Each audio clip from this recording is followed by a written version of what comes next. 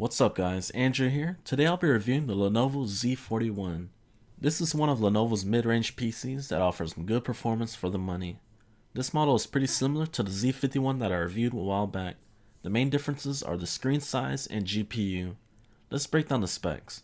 The model I have here features an Intel Core i7-5500U, 8GB of RAM, a Full HD panel, and a 1TB hard drive for $699. Lenovo also has the base model for sale with no dedicated GPU for $549. Let's talk about design and build quality. The exterior is made out of a glossy black plastic finish and it feels pretty rigid. It does seem to attract a lot of fingerprints, so keep those fingers clean.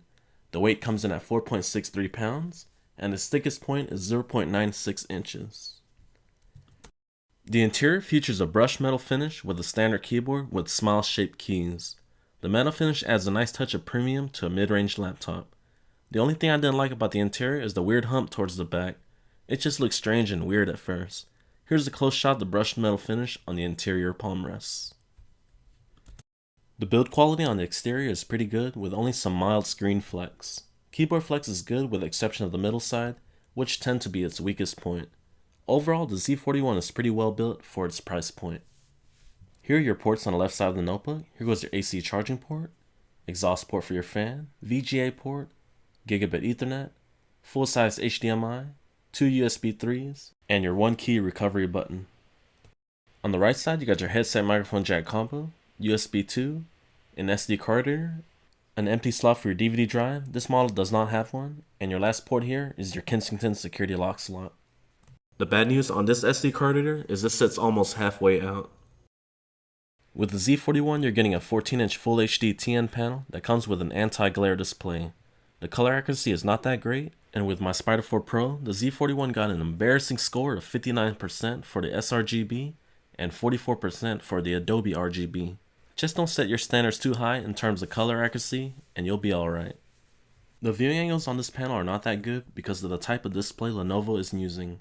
However, the anti-glare coating does an excellent job of reducing glare when working by windows and bright lighting. This notebook is powered by a Broadwell dual-core i7-5500U clocked at 2.4 GHz with a turbo boost up to 3 GHz.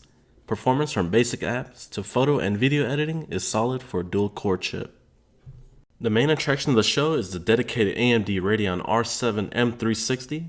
It offers just enough horsepower to play games like Dirt Rally, Tomb Raider, and Battlefield 4 on medium settings. This GPU has a high-speed clock rate, but the downsides to this chip is the 64-bit memory interface and the slower DDR3 memory. Therefore, demanding games like GTA 5 will only be playable on very low settings at a low resolution. Here's a quick test of Dirt Rally running at 1920 by 1080p on medium settings. At Full HD, I'm able to get around 26 to 30 frames per second, which isn't too bad. But for better performance, drop the resolution to 1680 by 1050 and you'll get a much better frame rate. Next is Tomb Raider running at 1366 by 768 on medium settings.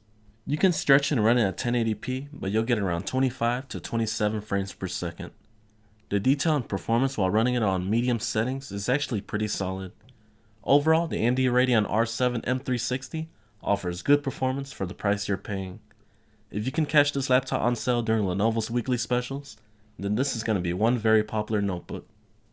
After playing Dirt Rally for around 30 minutes, the average CPU temps were around 64 degrees Celsius, and the high was 88 degrees Celsius.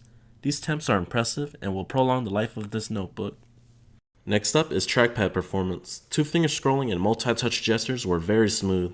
I was actually quite surprised at how smooth and accurate this trackpad was. The major downside is the size. Lenovo still had plenty of room to make a bigger trackpad, but they decided to go with this tiny trackpad. The keyboard on this notebook was actually quite comfortable to type on. The smile-shaped keys offer great feedback, and the key travel and tactile response was great. Overall, if you plan on doing a lot of word processing, then you will highly appreciate this keyboard on this notebook. And yes, you do get a backlit keyboard, but the downside here is there's no multiple brightness settings. Here's a quick shot of the internal components of the Z41. First up is your standard 7mm 1TB drive, which also features 8GB of SSD cache on board. Performance from this drive can be slow at times, so for the best performance I would upgrade to a Samsung 840 SSD for better overall system response. There are 2 DIMM slots on this notebook, which means you can max out your RAM to 16 gigs, which will yield the best performance.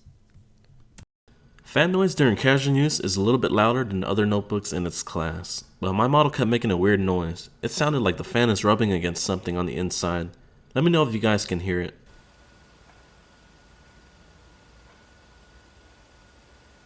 Battery performance from the 4-cell 41 watt-hour battery pack was not that great. I was able to get around 3 to 3.5 hours out of full charge with screen brightness set at around 50 to 60%.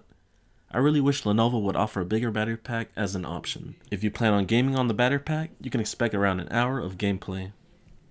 There are 2 bottom-facing speakers by JBL, and they sound great despite being faced in the wrong direction. The lows and mids have a decent kick, and the overall sound clarity is good. Here's a quick sound test in action.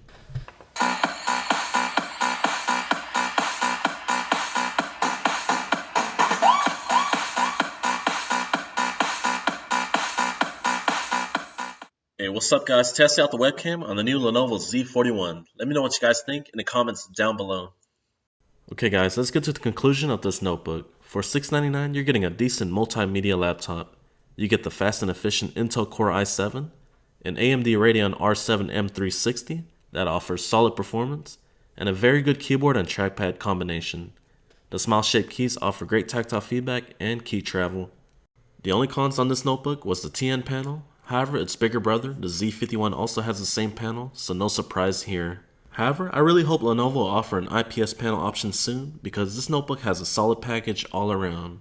It's basically a Y40 with a better keyboard and trackpad. Screen quality is going to be very similar as well with the Y40. Alright guys, this completes my full review on the Lenovo Z41. If you guys enjoyed it, please be sure to stomp on that like button and don't forget to subscribe. Thank you guys for watching, and I'll catch you in the next one.